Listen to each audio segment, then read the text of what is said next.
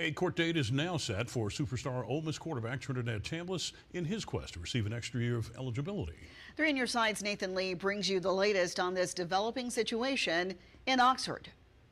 While the waiting game continues for Trinidad Chambliss and Ole Miss on an appeal to the NCAA regarding his eligibility for next season, an important court date has been set that could make the NCAA's decision on that appeal null. Chambliss sued the NCAA in Chancery Court of Lafayette County on January 16th, seeking an extra year of eligibility after multiple denied requests, with the most recent denial on January 9th.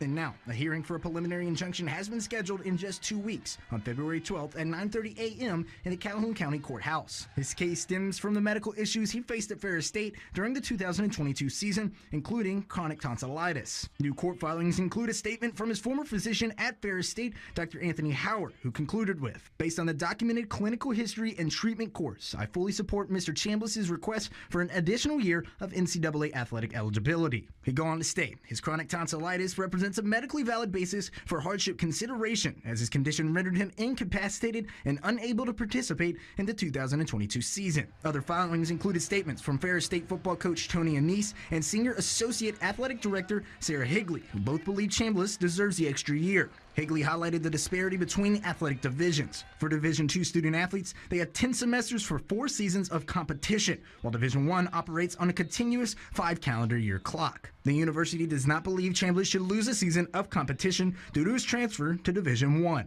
She stated, Ferris State strongly recommends that the NCAA grant Trinidad Chambliss an extension of eligibility, allowing him to compete for his 4th and final season at Ole Miss. This waiver would ensure equitable treatment and enable Trinidad to fulfill his athletic potential without being disadvantaged by the transition between division levels. 3 on your side will be in attendance on February 12th to cover this developing case. Nathan Lee, WLBT Sports.